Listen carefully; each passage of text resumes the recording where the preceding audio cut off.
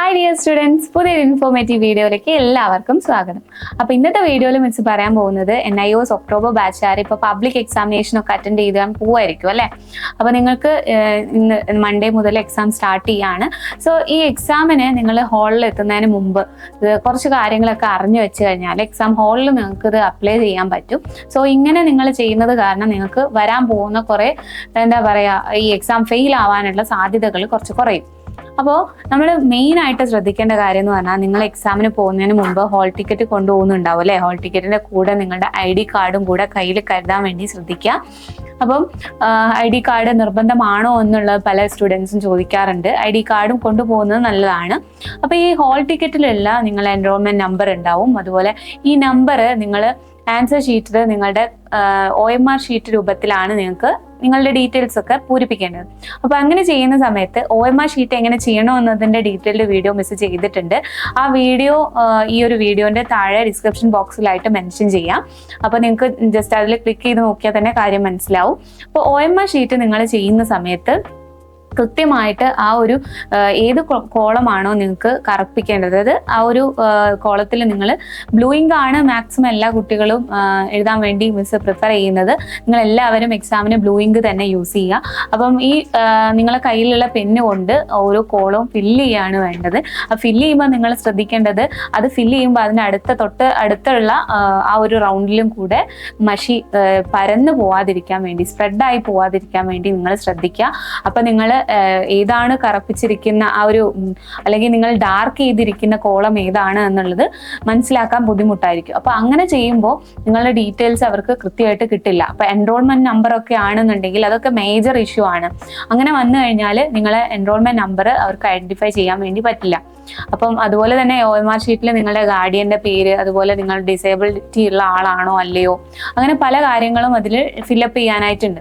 അപ്പം അതൊക്കെ കൃത്യമായിട്ട് നിങ്ങൾ ഡാർക്കിൻ ചെയ്ത് കൊടുക്കുക. ആ ഡാർക്കിൻ ചെയ്യുന്ന സമയത്ത് ആ റൗണ്ടിൽ തന്നെ ഡാർക്ക് ചെയ്യാൻ വേണ്ടി ശ്രദ്ധിക്കാം. ഓക്കെ, അപ്പൊ അതാണ് ഒന്നാമതായിട്ട് നിങ്ങൾ ചെയ്യേണ്ടത്. എക്സാം എഴുതുന്നതിന് തൊട്ട് മുമ്പായിട്ടാണ് നമ്മൾ ഈ ഒരു OMR ഷീറ്റിലുള്ള കാര്യങ്ങളൊക്കെ കൃത്യമായിട്ട് ചെയ്യുന്നത്. ഇത് കൃത്യമായിട്ട് നിങ്ങൾ തെറ്റാതെ ചെയ്യുക. കാരണം തെറ്റിക്കഴിഞ്ഞാൽ നിങ്ങൾക്ക് നിങ്ങളുടെ എക്സാമിന് ആൻസർ ഷീറ്റ് വാലുവേറ്റ് ചെയ്യാതിരിക്കാനൊക്കെ വലിയൊരു റീസൺ ആയി പോകുന്നത്. അപ്പം അതുകൊണ്ട് അത് നിങ്ങൾ ശ്രദ്ധിക്കുക, അങ്ങനെ ഒരു അപാകത വരുത്താതിരിക്കുക കേട്ടോ. അപ്പോൾ എൻറോൾമെന്റ് നമ്പർ നിങ്ങൾ കൃത്യമായിട്ട് എഴുതുക. അതുപോലെ തന്നെ ക്വസ്റ്റ്യൻ പേപ്പർ കോഡ് എഴുതാനുണ്ടാവും. ക്വസ്റ്റ്യൻ പേപ്പർ കോഡും എഴുതാൻ നല്ല വൃത്തിയായിട്ട് അവർക്ക് മനസ്സിലാവുന്ന രീതിയിൽ മാക്സിമം നിങ്ങളുടെ ഹാൻഡ് റൈറ്റിംഗ് ഒക്കെ കുറച്ചുകൂടി ബെറ്റർ ആക്കിയിട്ട് തന്നെ എഴുതുക.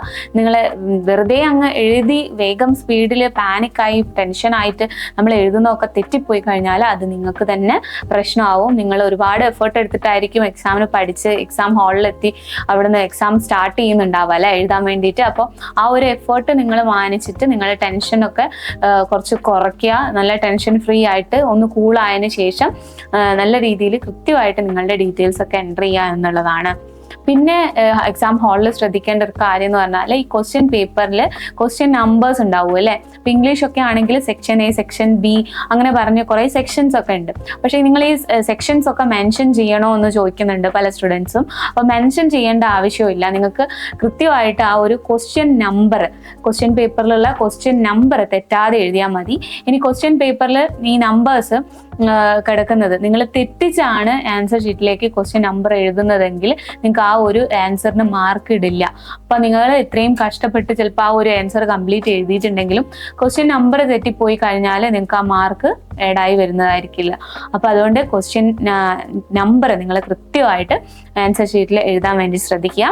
അപ്പം ഇത്തരം ചില കാര്യങ്ങളൊക്കെ നല്ല രീതിക്ക് ശ്രദ്ധിച്ചു കഴിഞ്ഞിട്ടുണ്ടെങ്കിൽ നിങ്ങൾക്ക് വലിയ ഇഷ്യൂസ് ഒന്നും ഇല്ലാതെ തന്നെ ആൻസർ ഷീറ്റ് അവർ ഇവാലുവേറ്റ് ചെയ്ത് നല്ല മാർക്ക് കിട്ടി പാസ്സാവാൻ വേണ്ടി സാധിക്കും. അപ്പോൾ ഇത്തരം മിസ്റ്റേക്കുകളൊന്നും ദയവ് ചെയ്ത് ഒരു സ്റ്റുഡൻസും വരുത്തരുത്. കാരണം ഇത്രയും നാളത്തെ നിങ്ങളുടെ എഫേർട്ടാണ് ഈ ഒരു എക്സാം എന്ന് പറയുന്നത്. അപ്പോൾ മാക്സിമം നിങ്ങൾ എല്ലാവരും ഈ ഒരു ചാൻസ് യൂസ് ചെയ്തിട്ട് നല്ല രീതിയിൽ എക്സാം എഴുതി മാർക്കൊക്കെ സ്കോർ ചെയ്യുക. അപ്പോൾ നമ്മുടെ exam booster live revision class ഒക്കെ കണ്ടിട്ടുണ്ടാവും, മലയാളവും ഇംഗ്ലീഷും. അതുപോലെ തന്നെ കഴിഞ്ഞ ലൈവുകളൊക്കെ കണ്ടിട്ടുണ്ടാവും എന്ന് വിചാരിക്കുന്നു. നമ്മളെ ക്രാഷ് കോഴ്സ് ജോയിൻ ചെയ്തവരാണെന്നുണ്ടെങ്കിൽ റിവിഷൻ ഓരോ ചാപ്റ്റർ വൈസ് ആയിട്ടുണ്ടായിരുന്നു അല്ലേ. അപ്പോൾ നിങ്ങൾ മറക്കാതെ കാണേണ്ടത് ഇമ്പോർട്ടൻറ്റ് ക്വസ്റ്റ്യൻ ആൻസേഴ്സിന്റെ ലൈവാണ്.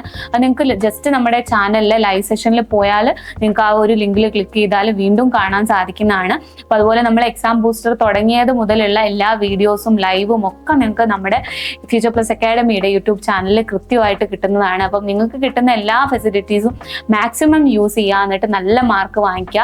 ഇനി നോട്ട്സ് ഒക്കെ അത്യാവശ്യമായിട്ടുള്ള സ്റ്റുഡൻസ് ആണ് എന്നുണ്ടെങ്കിൽ നിങ്ങൾക്ക് അത് ബൈ ചെയ്യാവുന്നതാണ്. നമ്മുടെ ഫ്യൂച്ചർ പ്ലസ് അക്കാഡമിയുടെ വെബ്സൈറ്റ് ലിങ്കും ഈ വീഡിയോയുടെ ഡിസ്ക്രിപ്ഷൻ ബോക്സിൽ കൊടുക്കുന്നുണ്ട്. അപ്പോൾ പുതിയൊരു ഇൻഫോർമേറ്റീവ് വീഡിയോ ആയിട്ട് കാണാം. അതുവരെ താങ്ക് യു.